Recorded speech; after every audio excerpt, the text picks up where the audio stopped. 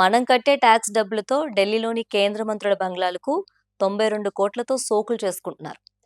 ఇంకో సైడ్ చాలా ఊళ్ళలోని గవర్నమెంట్ స్కూళ్లలో కనీసం తాగటానికి నీళ్లు కూడా లేవు. బట్ గత 11 ఏళ్లలో మోదీ సర్కార్ విఐపి బంగ్లాల మెయింటెనెన్స్ ఖర్చు 27 కోట్ల నుంచి ఏకంగా 92 కోట్లకు పెరిగింది.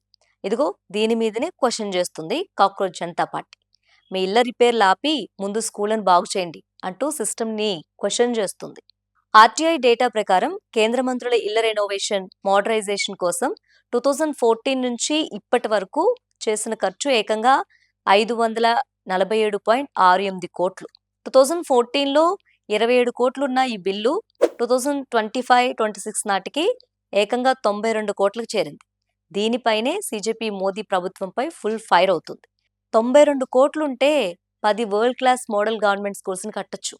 గవర్నమెంట్కి డబ్బులు లేవనటం పచ్చి అబద్ధం.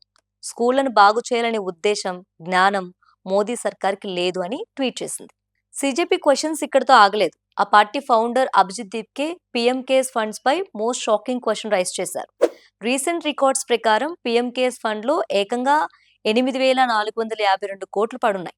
రీసెంట్ గా విలేజ్ స్కూల్స్ విజిట్ చేసిన అభిజిత్ దీప్కే చిన్న పిల్లల స్కూళ్లలో తాగటానికి నీళ్లు లేక నానా తిప్పలు పడుతున్నారు. మరి 8,500 కోట్లు ఎవరి కోసం దాచిపెట్టారు? ఒక హైటెక్ మోడల్ స్కూల్ కట్టడానికి 8 కోట్లు ఖర్చు అవుతుంది. అంటే ఈ ఫండ్ తో దేశంలో 1000కి పైగా వరల్డ్ క్లాస్ స్కూల్స్ కట్టొచ్చు. బట్ పిల్లల భవిష్యత్తును సిస్టమ్ గాలి కొదిలేసింది అని విరుచుకుపడ్డారు. మరి ఈ క్వశ్చన్స్ కి బీజేపీ దగ్గర ఆన్సర్ ఉందా అంటే సీజేపీ ఆరోపణలు బీజేపీ కంప్లీట్ గా రిజెక్ట్ చేసింది. పీఎం కేర్స్ ఫండ్స్ అనేది ఎమర్జెన్సీ డిజాస్టర్ రిలీఫ్ కోసం. సీజేపీ అనేది ఆమ్ ఆద్మీ పార్టీ అండ్ అరవింద్ కేజ్రీవాల్ పెంపుడు ప్రాజెక్ట్ అని విమర్శలు చేసింది. కేజ్రీవాల్ తన మనుషులకు డ్రామాలు నేర్పించారు, బట్ బేసిక్ ఫ్యాక్ట్స్ నేర్పలేదని కౌంటర్ ఇచ్చింది.